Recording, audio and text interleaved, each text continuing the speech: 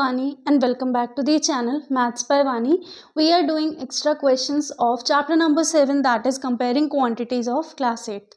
तो क्वेश्चन हमारे पास है जो कि 2 मार्क्स के अंदर आप लोगों को देखने को मिल सकता है. I purchased a hair dryer for 5400 including 8% VAT. VAT की फुल फॉर्म होती है वैल्यू एडेड टैक्स. इसके अंदर इन्होंने क्या किया हुआ है कि ऑलरेडी हमें ये बता रखा है कि 5400 के अंदर ना 8% वैट जुड़ा हुआ है. So find the price before VAT was added. अब एक चीज देखो कि अगर वो ये कहते कि हमें 8% वैट को ऐड करना है, सो दैट मीन्स हम क्या करते हैं, क्लियर 5400 इंटू 8/100 करके इसमें जो भी अमाउंट आता है हम उसको प्लस कर देते हैं इसके अंदर. बट उन्होंने क्या बोला है कि उन्होंने ऑलरेडी हमें 8% का वैट ऐड करके दिया हुआ है इसके अंदर. तो ऐसे केसेस में रिवर्स कर देते हैं, जैसे कि 5400 जो कि टोटल अमाउंट है इनटू ऊपर आ जाता है 100 एंड अपॉन में आ जाएगा 100 प्लस 8. अब ये 100 प्लस 8 क्यों किया, क्योंकि 8 हमारे पास 8% टैक्स भी है, सो हमने उसको ऐड कर दिया पहले ही. सो 5400 इंटू 100 अपॉन 108. ठीक है, सो ये हो गया हमारे पास 2 5 जा 10 0, 2 5 जा 10, 2 4 जा 8. सो ये 54 1 जा 54, दैट मीन्स 5000. तो उसने हमसे क्या पूछा, find the price before VAT was added. So therefore price before VAT was added was ₹5000. अब एक चीज और, आप अगर चाहते हो ये चीज चेक करना कि हमारे जो 5000 आंसर आए करेक्ट है या नहीं है, आप उसके लिए क्या कर सकते हो. देखो हम लिखते हैं टू चेक. ये आप एग्जाम में मत करके आना अगर उसने नहीं बोला, ये आप सिर्फ अपने लिए कर रहे हो. So you have to do this part in your rough area.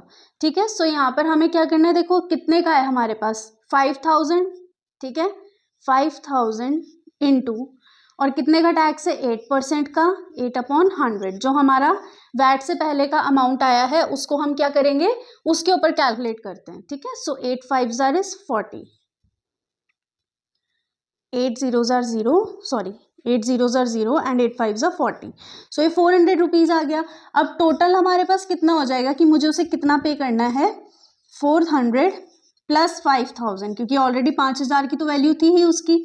तो ये देखो यहाँ पर ये हमारा हो गया ₹5400. दैट मीन्स हमारा जो ये ₹5000 इनिशियल प्राइस आया है वैट लगने से पहले वो एकदम करेक्ट आया. सो ये आपको जो भी आप अपना टू चेक है या जो भी चीज़ है आप उसको रफ एरिया में कर कर आओगे. Now this question consisting of 3 marks. The population of a town was 1,60,000 rupees नहीं है, was 1,60,000 3 years ago. 3 साल पहले एक गाँव की जो पॉपुलेशन थी वो 1,60,000 थी.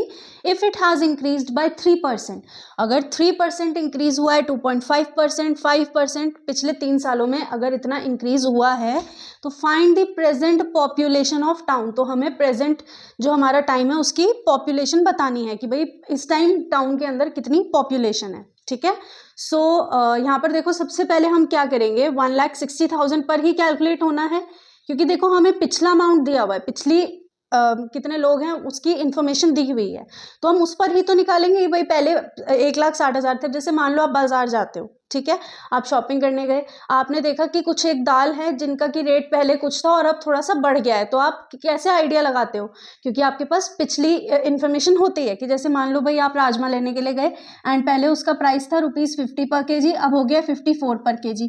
तो कैसे पता लगा पा रहे हो आप कि कितना 4 रुपये कैसे बढ़ गया, क्योंकि आपके पास प्रीवियस ईयर का डाटा मौजूद था. ठीक है, तो यहाँ पर अब हम क्या करेंगे, जो हमारा प्रीवियस जो हमें दिया हुआ है डाटा ऑलरेडी पिछले 3 साल का, उसके ऊपर ही हम कैलकुलेट करके प्रेजेंट टाइम की पॉपुलेशन बताएंगे. सो 1,60,000 इंटू 1 प्लस 3/100. या बच्चे इसको डायरेक्ट आप इस तरीके से कर सकते हो कि हमें परसेंट में दिया हुआ है तो डायरेक्ट 103/100, क्योंकि इसने दिया हुआ है इंक्रीज्ड. अगर डिक्रीज होता तो 97/100 करते. ठीक है, 100 में से माइनस या ऐड करते हैं. Into 1 plus 2.5/100 into 1 plus 5/100. अब इसको हम यहीं पे सॉल्व करके ना ब्रैकेट्स को थोड़ा छोटा कर लेते हैं. जैसे कि ये हो गया हमारे पास इंटू 10, सो 5 5 ज़ा 25 एंड 5 2 ज़ार 10, सो ये हो गया हमारे पास 40, ये हो गया 20, ठीक है। सो 1,60,000 इंटू 100 एलसीएम आ गया, तो 100 प्लस 3 इज 103 अपॉन 100। देखो हमारे पास वही चीज़ आई जो मैंने आपको अभी बताई थी कि 100 में ऐड कर देते क्योंकि इंक्रीज दिया हुआ है। यहाँ पर हो गया 1 प्लस 1 अपॉन 40, सो एलसीएम लेंगे, सो 40 plus 1 will be 41 upon 40 into 1 plus 1 upon 20, 20 LCM, so 20 plus 1 will be 21 upon 20। सबसे पहले जीरो से ये जो जीरो हैं ये कैंसिल हो जाएंगी भाई। देखो 1 2 3 4, 1 2 3 4, 4 जीरो थी हमने कैंसिल कर दी, 4 4 ज़ार 16, 2 2 ज़ार 4। अब इनको हम क्या करेंगे, मल्टीप्लाई करेंगे, ठीक है। सो यहाँ पर देखो ये हो गया 3 2 ज़ार 6, 2 0 ज़ार 0, 2 1 ज़ार 2, सो 206 इंटू 41 इंटू 21। अब इनको भी हम मल्टीप्लाई कर लेते हैं, सो 206 इंटू 41, 1 6 ज़ार 6 0, 2 4 6 ज़ार 24, 2 एंड 2 4 2 ज़ार 8, सो 6 4 4 8 4 4 6, ठीक है। अब 8 4 4 6 की फिर 21 के साथ मल्टीप्लाई, 1 4 4 8 इंटू 6 2 ज़ार 12, 1 कैरी, 4 2 ज़ार 8 9, 4 2 ज़ार 8 एंड 8 2 ज़ार 16, सो 6 4 प्लस 2 6, 9 प्लस 4 13, 7, तो 1,77,366।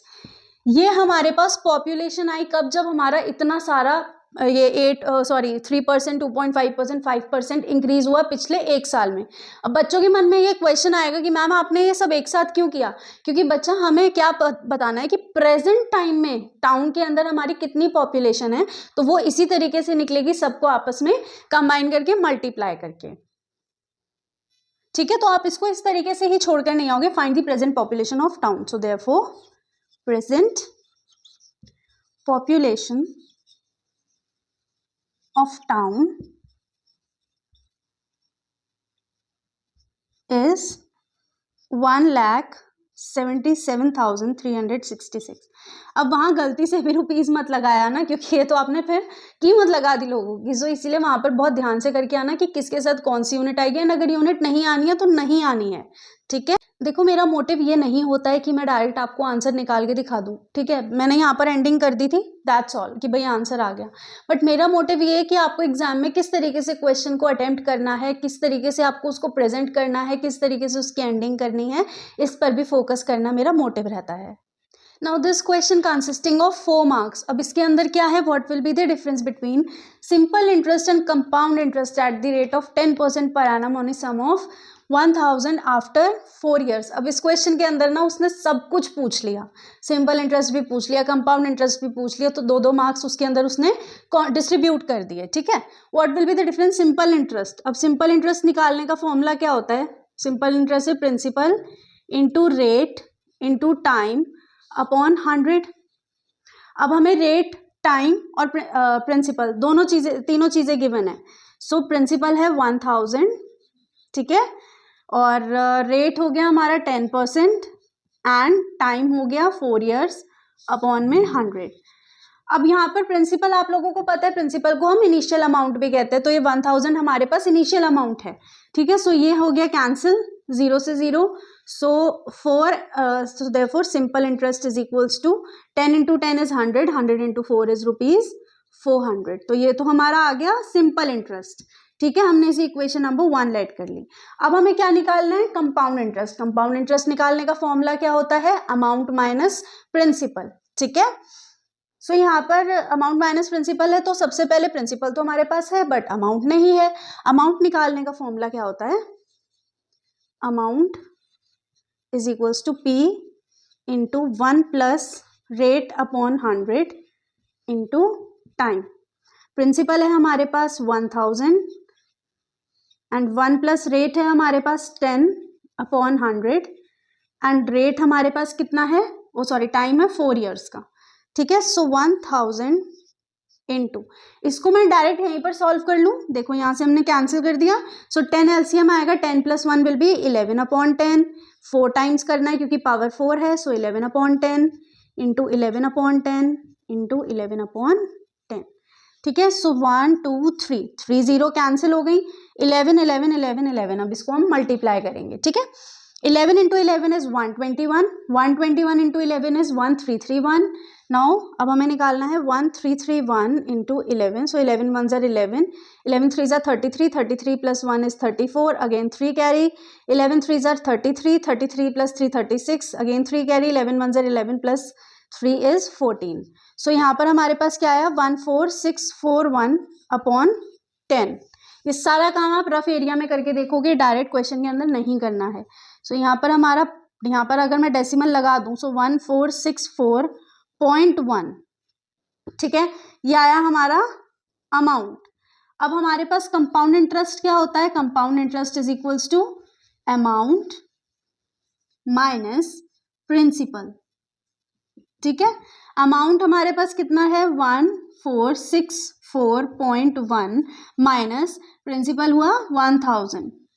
ठीक है, सो ये जब हम माइनस करेंगे सो 464.1 हमारे पास ये कंपाउंड इंटरेस्ट आ गया. ठीक है, अब इसके बाद ये तो हमारा आ गया कंपाउंड इंटरेस्ट. अब हमें क्या निकालना है, difference. So therefore now difference किस किस के बीच में, simple interest and compound interest. अब यहाँ पर देखो सबसे बड़ी वैल्यू किसकी है, कंपाउंड इंटरेस्ट की, तो उसको ही हम पहले लिखेंगे -400. सो ये आपका आ गया 64.1. So therefore difference between compound interest and simple interest is ₹64.1. And यहाँ हो गई आपके आंसर की ending. So these were the extra questions of chapter number 7 comparing quantities. We are ending our video. We'll see you in next video in which we will be doing extra questions of another chapter. Till then, keep practicing. Make sure to subscribe the channel, press the bell icon and do share this video.